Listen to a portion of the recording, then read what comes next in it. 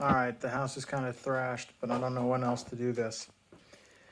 Um, since about 2009, 8, geez, forever now that I think about it, I've been really blessed to have outrageously great conversations with really interesting and inspiring people from all walks of life. I don't know what makes me so lucky, but it really does feel like a blessing.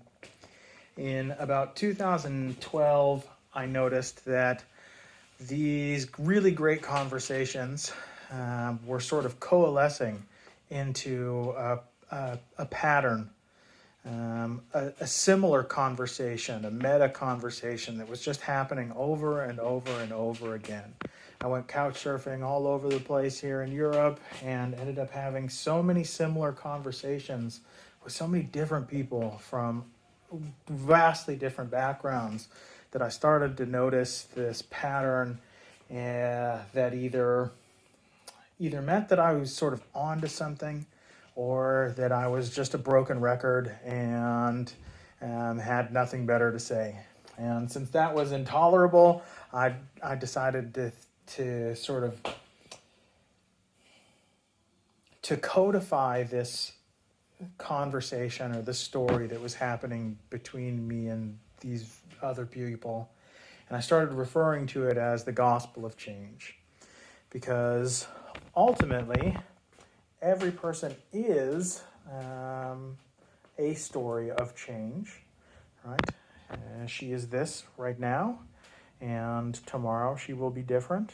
And at no point in her life will she ever reconfigure into this stage, right? She will grow up and become a completely different person, like we all do. So, and this story of change, of course, is personal in many ways. It's also um, wide and broad and ties us all together. You know, you could say that it's the story of the universe in some ways. So I've been working on this thing called the Gospel of Change for quite some time, and it's got a lot of facets to it, and it's totally not put together and finished.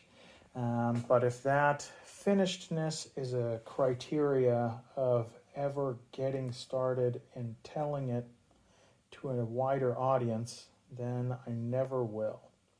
So here it is. Here's the first installment of the Gospel of Change, conversation with a dear friend, Nisaar Jagroep. And we spit raps about one of my favorite sets of topics, three abstracts: mindset, relationships, and culture. So take a look. Let me know what you think. Make sure you like and subscribe, leave a comment, all that shit. I don't know fucking know. I'm just figuring it out. Let me know what you think. And a particular frame would be the greatest gift you could possibly give me. And so by a frame, what I mean is any specific moment when you had a sensation, a physical sensation, a particular thought, feeling, an insight, something that stands out to you as exceptional. Thanks again for your time, attention, and energy, and be good to yourselves. All right. Let's go. So ready, action. All right, Nisar, thanks so much for joining me. So how about we kick off with a little bit of I don't know what you want to call it, a check-in. How about a check-in? That's a good name. Hmm. So this is my good old fashioned 3-2-1 check-in. So we'll do 3 questions. Who am I? In what role am I here in this call? Um, what is it I hope to accomplish? What do I want out of being here? Mm. Why is that important to me? Mm. And then when you're done, I'll reflect you, and then I'll answer, and then you'll reflect me, Yeah, and then we'll take 1 minute of silence to cool. center and land together. Yep, all good. All right, kick us off, my friend. All right, so I'm Nisar. My role for today is to go deeper and to go to the essence of things, clarify, and hopefully we can discover some new things. Why is this important to me? I like to create something new. I like to be in a kind of a creative mode. Mm, Awesome. So you're here as Nisaar, and that's I love that that's your role as well. It's just Nisaar, and you hope to help accomplish with me is to go deeper and discover something new, because that's important to you. Cool. And who am I? Who am I? Jeremy. I'm Jeremy. Yep. Nothing more, nothing less, I suppose. What do I want to accomplish is I want to explore a specific topic with your help, something that seems substantial, it seems there, but also has got a lot of open space that I'd like your help to explore and fill in. And the reason that that's important to me is I'd like to really make use of your ability to help co-create this new space, right? To engage in a generative conversation so that we can discover something more than what I can do all by myself. Yeah. Okay. So shall I reflect now back? So Please. so you are Jeremy. You're here as you are, without anything more or less, and you have something very substantial you would like to explore. I would say you have something potential, a really strong potential, and you would like to sharpen it and deepen deepen this potential, and the corners you want to sharpen, the corners go and see the detail more clearly, and yeah, you would like to be in a kind of a co-creative space to see Yep. whatever happens and arise. Absolutely. That's it. So let's just take a minute to land in Yep. the space and center in, and then we'll get into it. All right.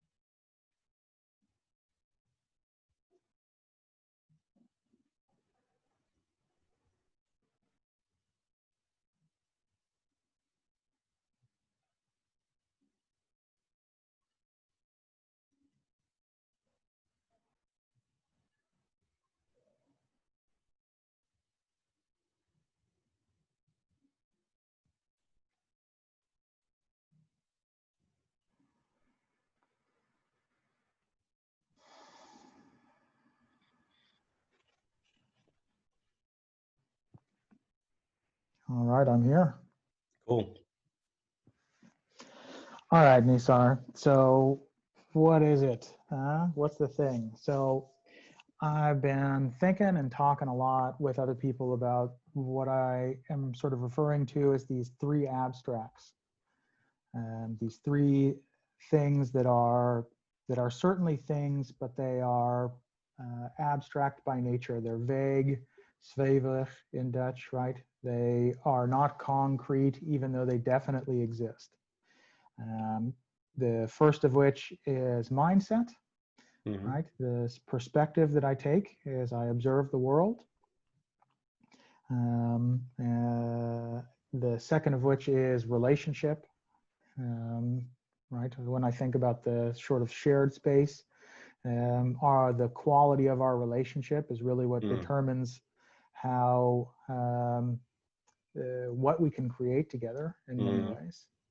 And the third is culture.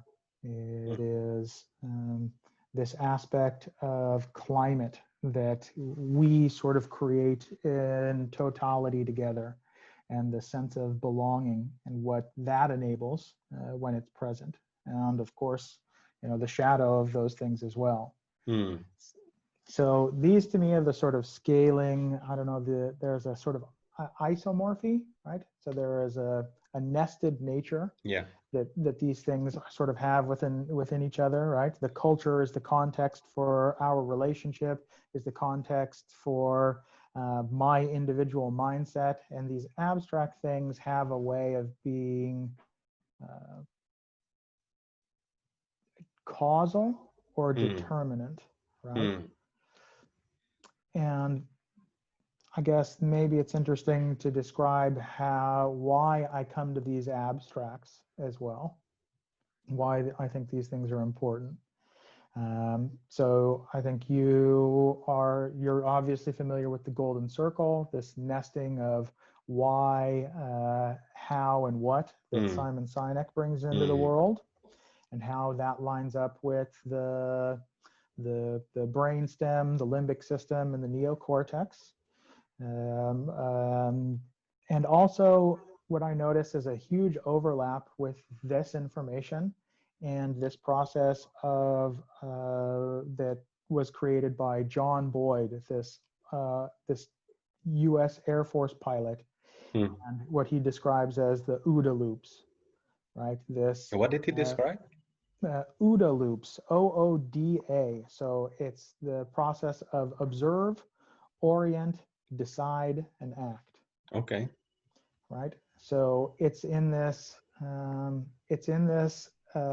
observe and orient space, this why Mm. space, this very primal space that Mm. is what determines.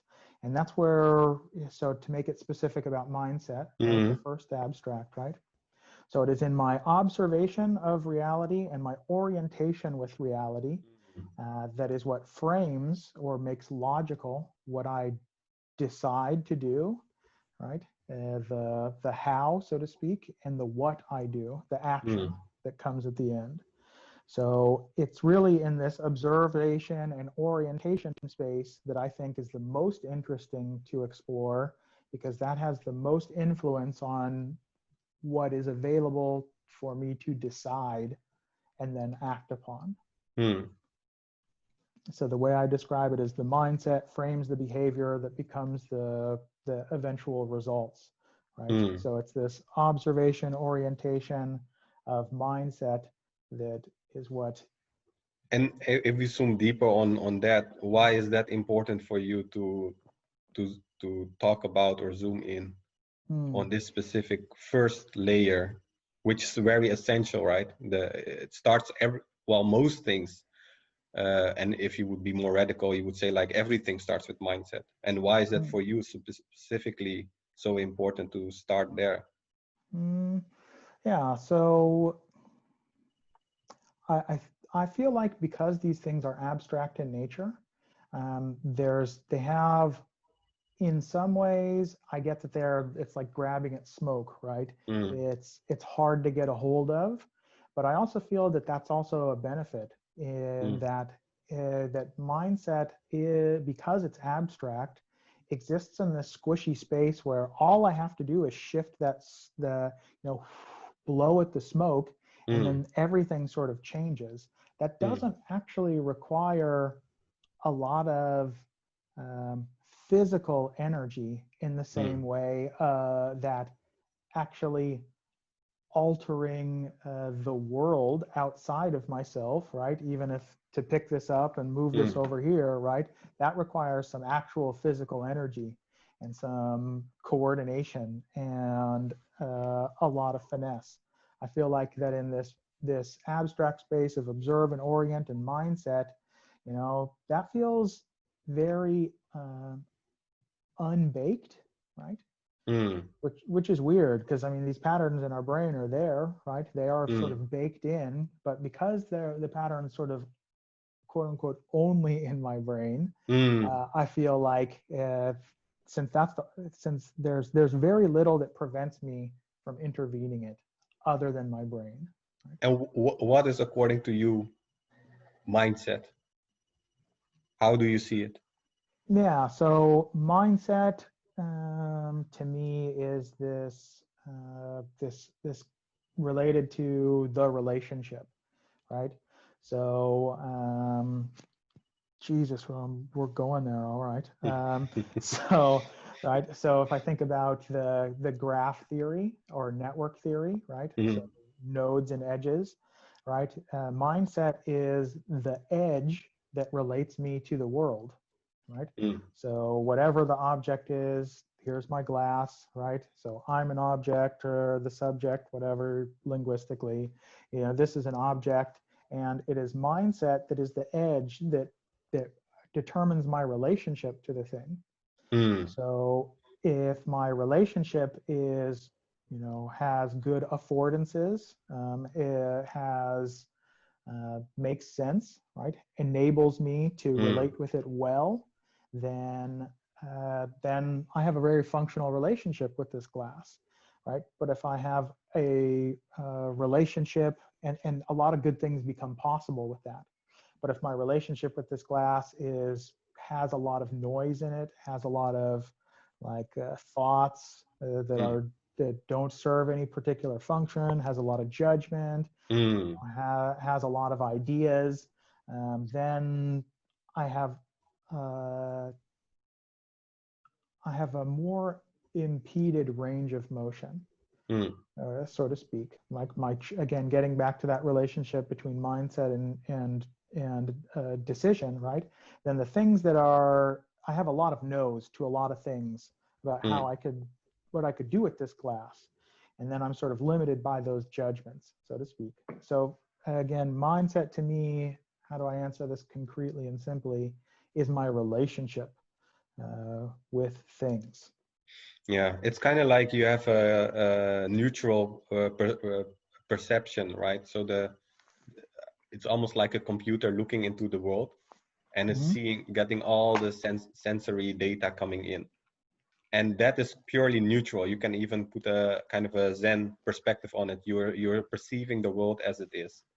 And the Right. moment when we put a kind of the first level of filter upon it, which in Mm-hmm. your terms would be relationship, I would say it's kind of a filter. It's kind of an interpretation. It's kind of like a sense making mechanism into the Right. world that helps to literally give meaning to things that are happening in the world, right?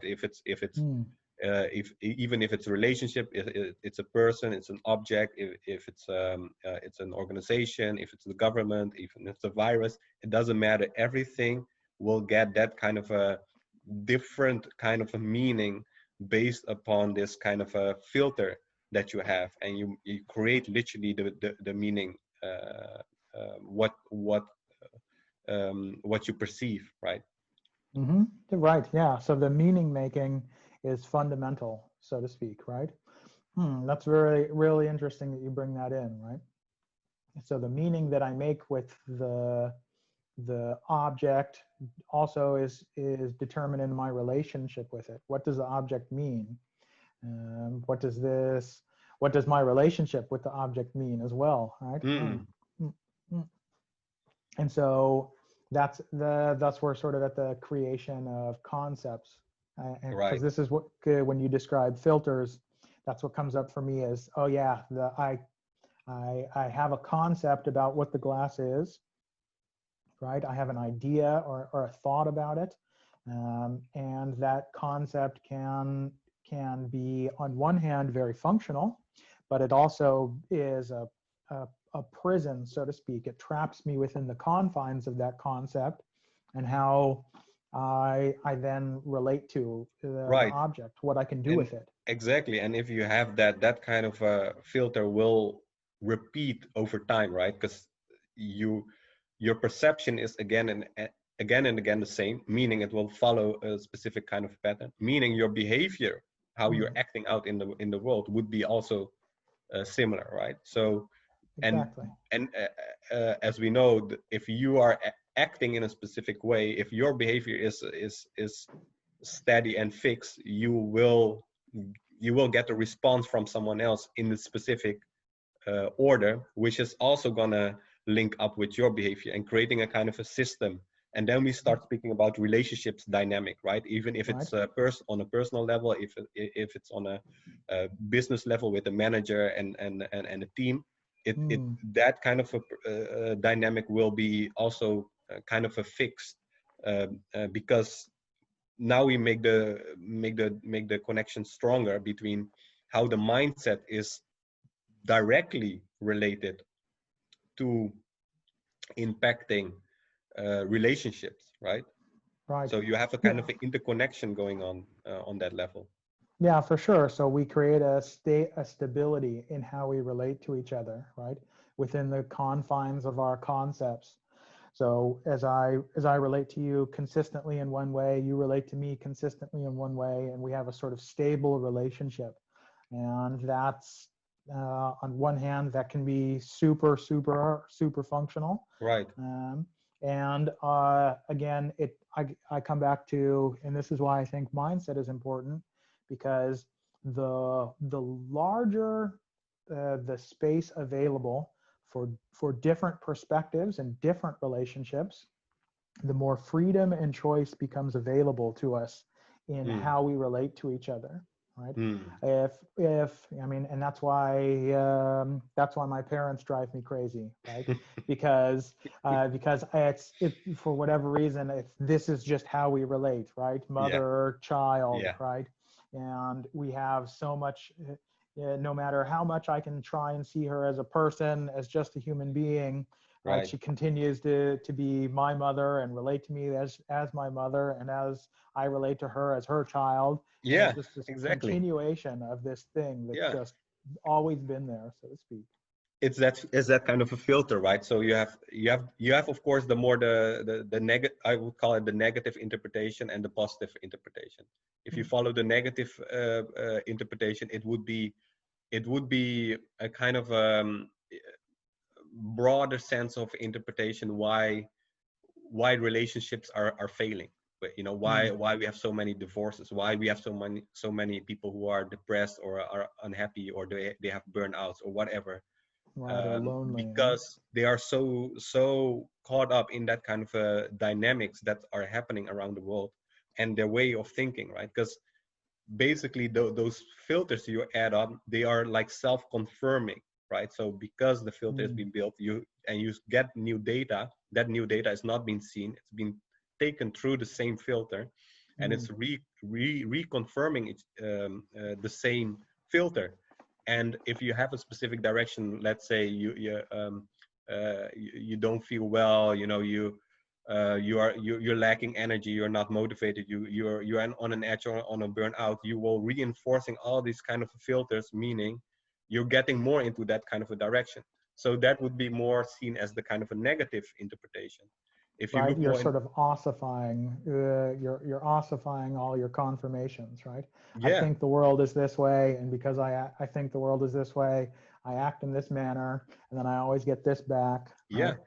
And then we start talking about role locks as well, right? yeah, exactly. So exactly what you mentioned, that the whole spectrum is called but what I would say is more the negative interpretation. But what I like what you brought in is like it can also give you a lot of freedom, right? And if you zoom in on that kind of a mindset perspective, you would literally start seeing that I am the one who is creating that filter, and I Mm, am the one who is choosing that filter. And then we right. go to the deeper core, then we start talking about conscious leadership, right? Because Hmm. what's really at the core of that moment is you feel empowered, you feel like I have a choice, right? Mm, If I hit my knee against the table, I have literally a choice to be fully becoming upset about it, or just say like, oh, I just bumped my, like, okay, it's all right. right. Yeah. And if you know that you have that power to think about that in this way, Hmm. well, that's very liberating, right? And that can be very Right. freeing, because that means like, yeah, people talk negative about me and all this kind of things, gossiping and whatnot. Hmm. You have still the power, and knowing that will give you an unbelievable strength, an inner strength Mm. to cope with the world, to cope with anything, literally, and be a real free human being. Yeah, yeah, that's true freedom, right? It's funny. Whenever I hear this, right, I always think of the portion of Instagram that I hate, which is like the world of inspirational quotes, right? Like the where you see the picture of the guy that's got like the super tight six pack and the huge and like the Right. dick roof going from Yeah. it wherever, and he says, it's a choice, right? And it's funny, right? We're talking about Yeah. relationships and role locks, right? So I have this relationship with this that where I recognize the choice. I also recognize at the flip side that you only have the choice once you recognize you have the choice, right? Right. So once you recognize to have the choice, then you can for sure sort of breathe and expand into this space where you can sort of practice the repetition of making the choice of how to relate and Mm, how to respond to the world over and over again. And at the same time, there's this huge lead up in I think most people's lives where there is no recognition, and because there's no recognition, choice is just sort of absent. You get sucked along and pulled mm. into whatever pattern was just sort of yours, that your blessed birthright Yeah. from the world, right? Yeah, it's funny. It's like a biblical metaphor would be maybe our first fall was to have the first filter that I don't have that choice, right? Mm, And mm, that mm. was the first filter that we have brought in. Like, oh, I have to be validating against the world. I have to ask Right, permission. I have to, do all this kind of things outside, and they will give me that kind of permission or approval or whatever it is, you for know. sure. And because we are in that filter, we act from that level, and Mm. unless we are realizing, hey, maybe the first filter was actually like things are determined outside. No, no, no, hold on. Maybe we can deconstruct this first filter and start Mhm. seeing like actually it is me who create that first filter. For And sure, based for on sure. that, I can create any filter or Right, not. It's up to exactly. me. Yeah, yeah. So that's the essence of the shadow conviction, right? Mm, The first filter. I'm not good enough, right? mm, Oh, ooh, once I'm on that one, then I'm on this treadmill of like running away from thoughts that are horrible for me, so to speak. I'm continuously reacting from the space of avoiding that um, misunderstanding mm. Yeah. about myself and the world. So that brings us more to the kind of a psychological perspectives, right? So we have, of course, a lot of people who have this kind of a shadow beliefs, and they're acting Mm-hmm. from a specific trauma based on the past. But if you zoom in on that, why did that trauma happen? It is because you have a specific filter, or that filters has been created after that Yeah, trauma. So it's yeah. very interesting to dive into that kind of a psychological perspective, why we have specific personas in the world, and Mm. how that relates actually to the creation of filters. But more funny would be also to explore how we can break these filters down, um, because one person is acting in a specific way. If you are not going to act in that way, what Mm-hmm. would happen with the relationship then?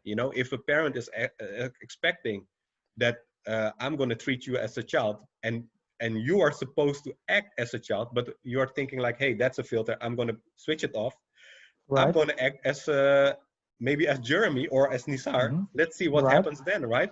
Oh, what for sure. how will the dynamic then change? It's very destabilizing, right? It can be extremely destabilizing for the expectation that um, that is just sort of there, right? I think that the example I always love about this is when I get into some sort of argument, and I can find the space to say, when you get into, you should have done the dishes, right? And I Mm, can find the space to say, oh yeah, you're right, right? I can just step right outside of the dynamic of I'm right, you're wrong, right? And just totally circumvent right. the whole argument. It's like, wait, wait a minute, hold, you're not supposed to say that, right? It Mm, creates this very destabilizing space where, like, oh wow, the pattern has now played itself out. That's exactly what I wanted, and now what do we do, right? mm. And You're it's right. What do you mean interesting. you're right? Yeah, it would be very interesting to explore that, because that means how would our relationships be literally with another person Mm, if we would not come from a role defining relationship, but from a mm, more individual perspective? And individual, I mean really free, like how you are and how I am, and mm, see mm, mm. what will arise. Because at a certain moment there can be a hierarchy, or something can happen, or a request can happen, and or a caretaker and someone who needs care, can all happen. But Sure. there is so much more fluidity into that kind of a space in an individual kind of a relationship than a predefined one where you have a parent child manager team, or government and citizen, or something like that. Yeah, yeah, exactly. The what you're talking about is the ability for the relationship and the role to be once more fluid and to be responsive to the needs of the context, right? Whereas to not be into this to this locked in polarity, right, where I am the rebel and you are the establishment, Mm, or I'm the parent and you are the mm, child, right? To be stuck in these these polarized opposites, these fixed sort of role locks. So can I still be in that space where all of those things at the contradictory, right? The paradox is in the space where all of those roles are available mm. and none of them are sort of attached Yeah, or fixated upon. yeah. And this is the part where, when we zoom in even deeper on this, we come to the construction of the ego, right? This Mm, has to do really with identity and why we feel safe. yep. Like I am the scientist, I'm the researcher, or I'm the rebel. So that means I will be acting in a specific way. I will Mm, mm, always mm, come with observations. I will always come with conclusions. I will always validate everything what I say with research. Or I would mhm. everything what you say. I'm a rebel, right? So Oh, tell me everything about I it. will rebel. So whatever you say, I will go oppose it. Everything Mm. you say, I will challenge it. Everything you do, it's not right. If I come Oh, from that, absolutely. it gives me also that kind of a safety and Oh, yeah. security and kind of an identity. Same with the researchers, same with the rebel. Yeah, most definitely. I know this one all too well, right? I call that role my counterpoint, right? The tendency to always argue is a very stable relationship, right? It's very stable. I know how to be I'll just take whatever you say and I'll just take the other side. And that way we can create this space between us. I know how this dance goes, right? I know Yeah, how to win this game yeah. with you over there and me over here. I know how to win the argument, but to be in the space where we're on the same team, like, ooh, and in the closeness and vulnerability of that, right? Ooh, if we're on the same team, there could be some disagreement, and then I would have to deal with, losing that sense of togetherness and belonging and intimacy, right? So it's much more stable to be that counterpoint, to be in that rebel space, and I guess that is the also the functional reason why we take up these stable roles, Mm, and because we know them and they are safe and they are mm, secure, right? They're predictable, and I know mm. how the dance moves go, right? But I really, what's the risk of being vulnerable? There we go, exactly. What is the risk of being vulnerable? And the risk is I don't know, right?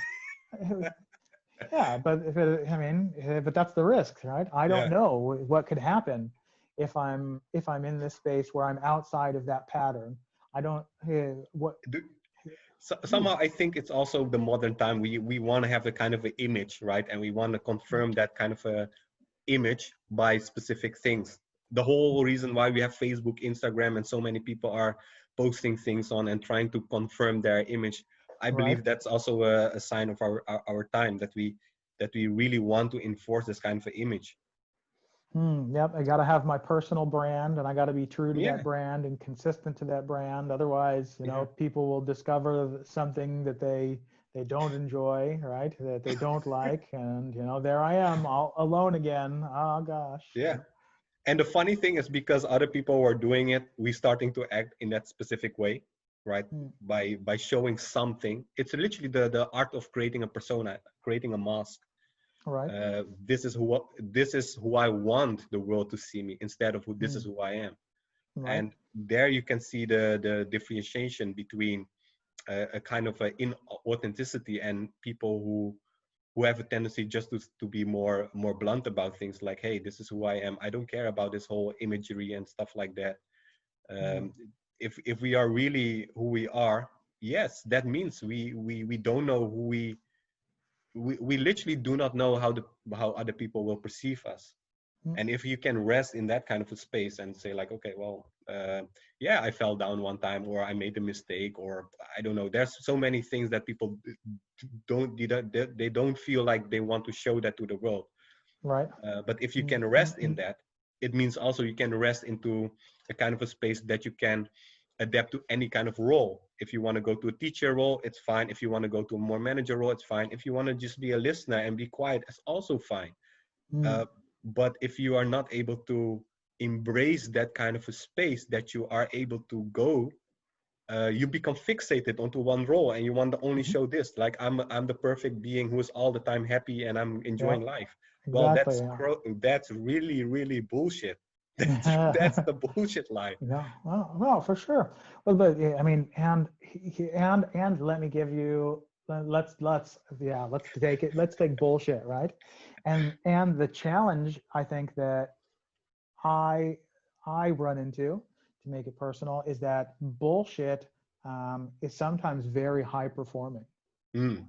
Mm. You know, bullshitting. Like Mm. I see people out there winning the bullshit race all the fucking time, and and I go, God, if I was just able to bullshit a little bit better or a Yeah. little bit smarter, then Yeah. I could be on their level, man. I could be out there crushing the game, but because I'm trying to uh, uh, to live some type of way that I think feels great and makes sense to me, I can see that bullshit is crushing it right now, Mm. whereas I'm getting crushed at Mm. some places. And then to, yeah, yeah. So what do? I get crushed. Yeah, that's part of the experience too, huh? Well, and now the circle comes around back, right? Because that's the filter. If you want to have, if your belief, if and what you're talking about belief or filter, it doesn't Mm-hmm. matter. It's one of those things when you start thinking like, hey, I want to have a life that is successful, and I want to. And how do you define success? It means Mm. let's say you want to go on the corporate level. So it requires Sure. this kind of level of bullshit and this kind of a Mm-hmm. level you have to pretend and do this and this and this and this to make it up there. Well, then you start believing like, oh, in order to be successful, I have to do this and this and this. Mm. It's a choice at the end of the Right. game, right? And Yeah. you can do also the other thing. You can also say like, hey, I don't want to play that game. I just want to do the thing that I feel is right, or from my space, from what my role would be required in that moment, and I just play my role, and then I'm done. I don't have Mm. to play that game, and it's nonetheless it's totally fine, right? If you feel like I want to do that, it's all Yeah. right. Yeah. So you're basically, talking about the when you say the filter, the belief or the expectation is that I yeah. So I would translate this to attachment, right? Mm, When I attach myself to a specific outcome or mm, set of outcomes, when I look at that, when I look at the results of what I would describe as of bullshit, or self-deceit or playing a game or whatever, connotation I want to put on it, that leads to this set of behaviors and those outcomes. When I attach myself to those outcomes and say, well, that's what I want my life to look like, mm, then I sort of put myself into this precarious position of going, well, mm. if that's what you want, then you're going to have to make these choices, so to speak. And if I put myself to those choices and go, yeah, but those don't actually feel great, so nah, then I am I'm again in the place of I'm making a choice at least, and then I get what I get on the Yeah. basis of that choice. Oh. So you choose specific because you want specific things. You attach yourself to something. You want Mm-hmm. that kind of outcome for yourself.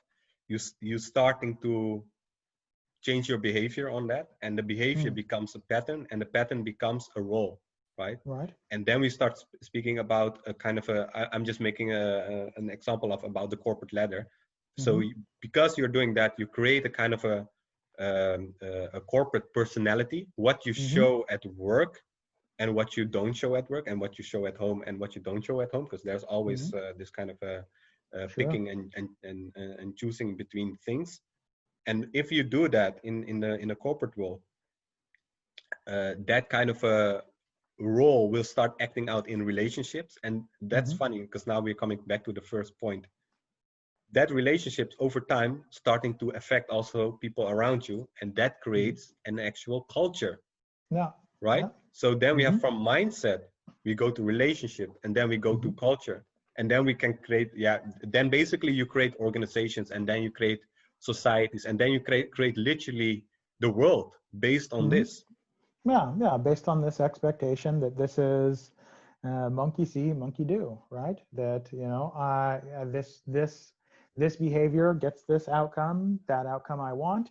This behavior gets these outcomes, those outcomes I don't want. So Yeah, it's and it's in it's simple positive reinforcement. exactly, and in the corporate world, it doesn't matter in where, but in general, if leaders are acting in this way and people are looking up to them, they are copying their behavior. So exactly what you say. Yeah, So yeah, the essence of real leadership would be actually to be yourself. mm, mm, And that's then just to deconstruct this whole thing. And maybe yeah. when you do that, you realize I'm not in a good space because I'm role acting here. Right. Right? Yeah, exactly. I find myself in a role that's not suited Yeah. to how I actually want to be. Mm, Yeah. Or not suited to my temperament, or mm, maybe it is. Who knows? Yeah. yeah. But what becomes possible? So yeah. So bringing the link back into culture, right? So culture is also related to climate. I think of culture like atmosphere. So what is the space? Not only what's not only the etiquette, the unspoken rules of agreements of Mm, what personas we wear, but also what's the atmosphere, right? What is it? What is the what's the climate? What's the temperature of the space, and what's the coat that I want to put on mm, to insulate myself from that atmosphere that mm, makes me appropriate for that context, right? So if I think about my three-piece business suit, right? This is the uniform of that persona for a specific context, or just like you know, Birkenstocks and yoga pants, is mm, the uniform for another context, mm. right? Um, which brings up with a topic that I hate and love, which is interesting, which is related to this, but it's virtue signaling, right? Would be what? Virtue signaling. Mm, So how do we signal to other people in our in group that we share the same virtues mm, as those? So I'm going to tell a very specific story about that's happened twice, relatively recently. That is these conversations around diversity and inclusion, and the preamble that is required before the conversation can start is so long mm, that it is, let's say the conversation is an hour. um, it is 55 minutes of that conversation is this sort of virtue signaling, right? There's you, the person of color on the panel. There is the white female on the panel, and then there is the white male, and right. And so the white male must, as a way of showing his virtue, signal that he is sorry for being a mm, white male and all of the privilege that he's been able to mm, enjoy based on that, and talk about how even he has experienced some amount of social pressure to mm, conform to whatever the rules are of his context, right? And if he doesn't say those things, we assume the worst of him. mm, So he must, by definition, to participate in the conversation of around diversity and inclusion, sort mm, of signal his virtues to us and ensure that reassure everyone in the context that he's in the in group. And mm, then we have to go around in this sort of continuous fashion of, oh yes, it's this is what it's like to be pressured into conforming until we can finally get to it.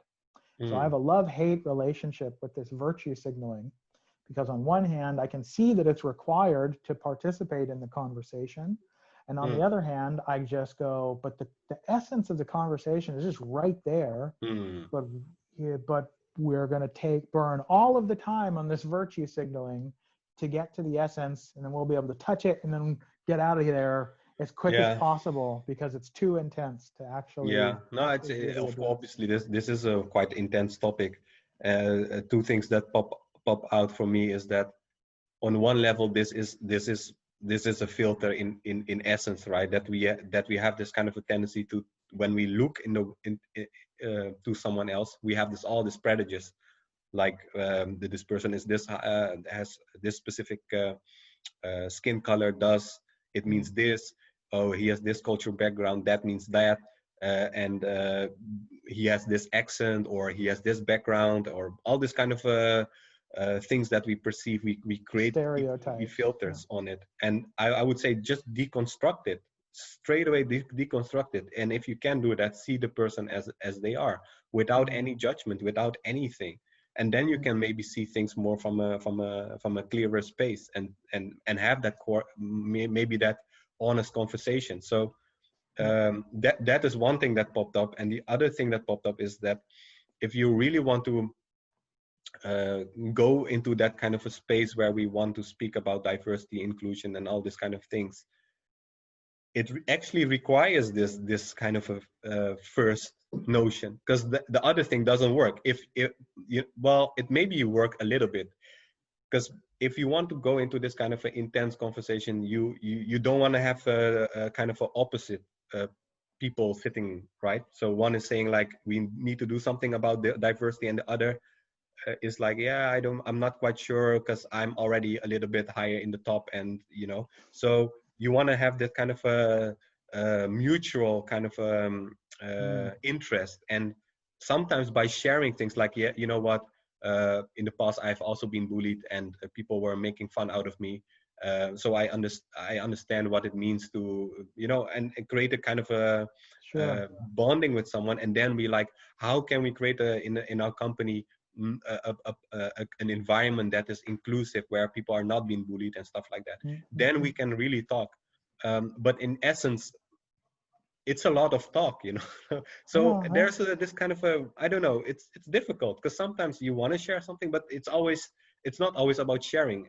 I think the level needs to be connect with people, and then start acting, because Hmm. if you're not acting out, nothing will happen. It's just going to be talk. But the Yeah, talk is yeah. required on create that kind of a trust and that relationship. But Mm. after that, really move on. Yeah, yeah. How do we get to, yeah, and that's, so this is, I guess this is that rebellious streak coming out, right? This sense of impatience that I'm really strongly attached to, that is like, all right, we're gonna spend the required amount of time to create the connection and to build the relationship I can completely get behind, and the action is Mm, going to become we're going to be priced out of it, so to speak, based on the mm, amount of time we have. The action that comes of that relationship, for whatever reason, seems, yeah, leaves me wanting, right? mm, I guess that's the essence of the impatience, is that whatever action comes, I still find myself in very powerful ways disappointed, mm. right? And wanting more. Yeah. Yeah, well, that becomes very, we're going to talk a little bit more abstract then, Mhm. because that has to do with the kind of a collective identity and collective traumas that we have picked up, right? Mm, And because of some kind of a collective energies, literally, we mm, have this perception that I'm all, of course I'm going to be disappointed, right? If you have that mm, kind of a filter on, mm, mm, and mm, that creates this kind of a very strong energy. And if mm, if a couple of people are doing it and groups of people are doing it and a lot of organizations start doing it, it creates this kind of a force against people who actually want that kind of a Mm, change. And mm, and then you get a shadow side from them, like, yeah, I will do 1 2 3 things. One, I create a policy. Two, I will talk with people. Three, I will communicate this. And everything is not good. It's never good enough. So you know sure. what, yeah, I'm stop doing this. Mm, mm, So mm, it, mm. it it creates this kind of a very actually, we're talking again on the same thing about the The relationship. roll lock. Yeah. Yeah, it tightens and it Mm-hmm. doesn't move anymore. Yeah. While if Yeah. you move this filter and also this filter, then it Mm-hmm. works. But it's Right. very difficult. One needs to move, else Yeah. we keep each other in that lock. Precisely. So if I look at my own experience, right? So what is it that's going on? I have this. Again, I come back to this. I have this dual phenomenon that's maybe interesting to explore, right? The dual phenomenon of resistance and attachment. So I have this sense of resistance to the way in which the conversation sort of evolves.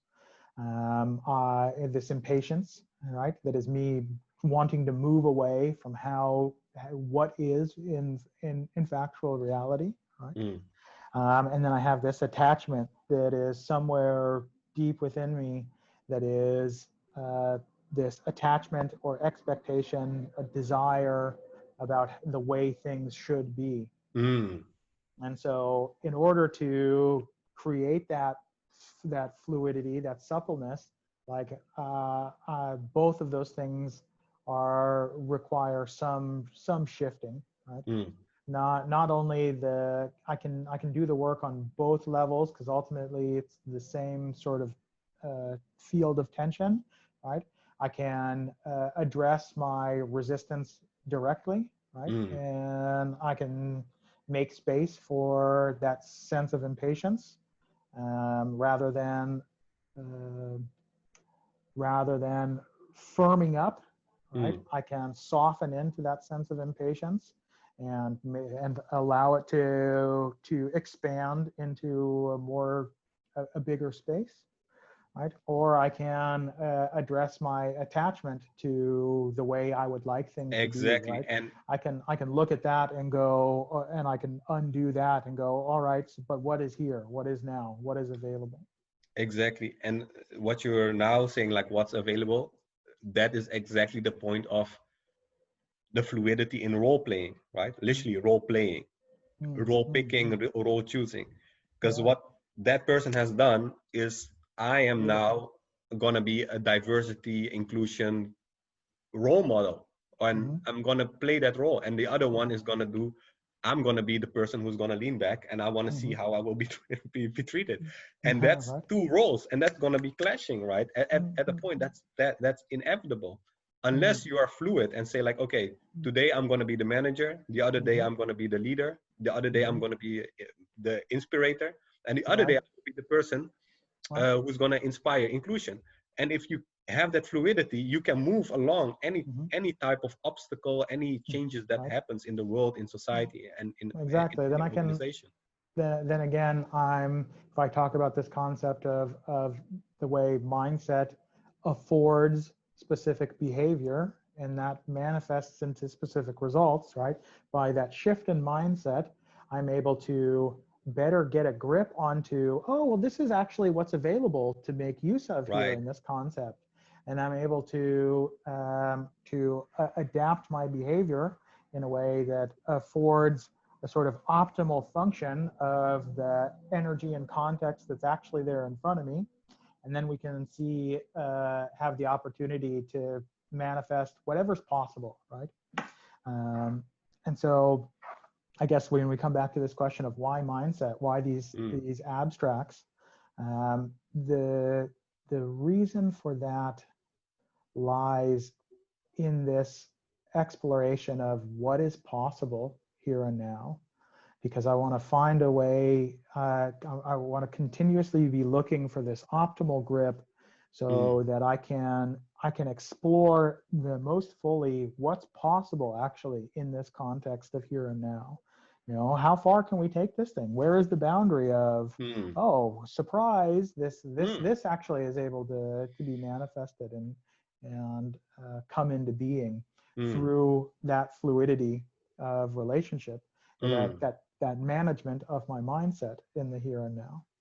Yeah, and I think what you're talking about is really a detachment on one hand, detachment from your role playing, because Hmm. that leads to neutrality, leads to kind of a unfilteredness. I just Hmm. created that word, so just just Unfilteredness, yeah, yeah. You can add ness unfilteredness. to anything, yeah. Yeah, and if you look in a lot of leadership theories nowadays, it all speaks about how can I manifest the greatest potential, right? Mm. In this moment, what will emerge? Everyone, every leader you want, you speak on, every people in working in organization or doing crazy engineering or whatever they are doing, they all want creativity. They all want high performance. They all Hmm. want results. They all want a good connection. They all want fun. They all Hmm. want all these kind of things. And very important, with the least effort. Yeah, yeah, yeah, yeah. Mhm. And this is the thing, right? Because you need to detach from your role. Because if you detach from that role, that kind of fluidity from picking the role, Mhm. listening really well to like what's required in this moment, and switching to a different role so that you can meet that obstacle, that creativity, that potential that want to arise in that moment.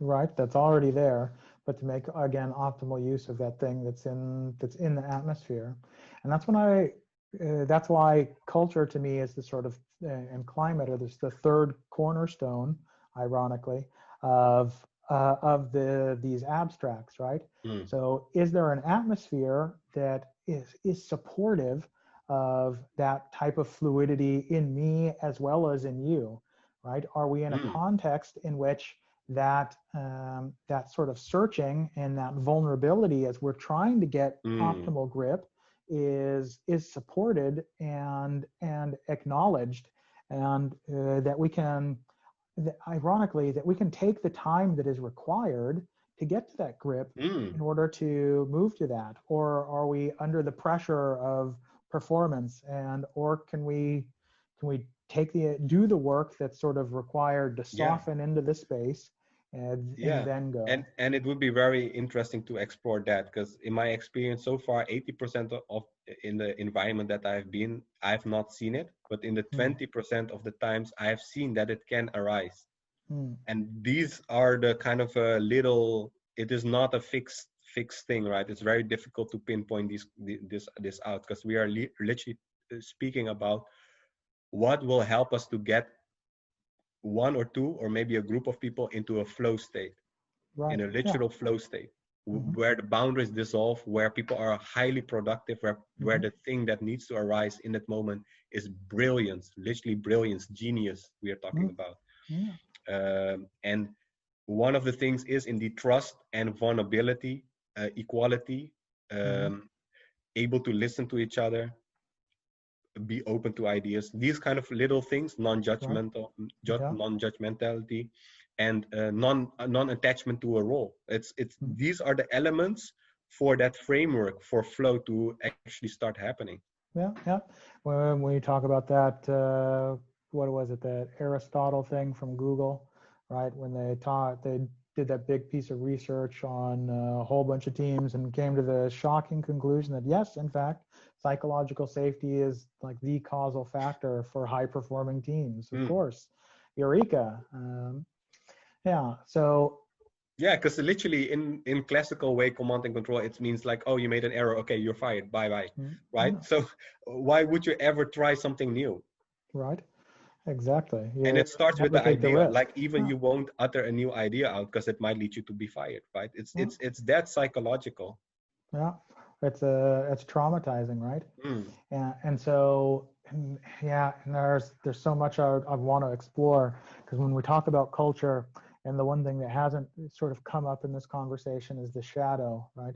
mm, How how those anti patterns sort of manifest. So I feel like, especially in the culture topic, we barely even touched mm. the topic, but I think this is the time I've got for today, and this has Yeah, definitely been an interesting exploration. So I'm excited to continue this with you, Nisar, and Sure. see where this goes. Right? Yeah. Next time, maybe we speak about anti-patterns, shadow side, culture, and see if we can explore something in that dimension. Just keep swimming, man. Just keep swimming. Yeah. Well, thanks for your time, attention, and energy, Sure. Nisar. You Thanks for too. everybody out there for watching and listening, right?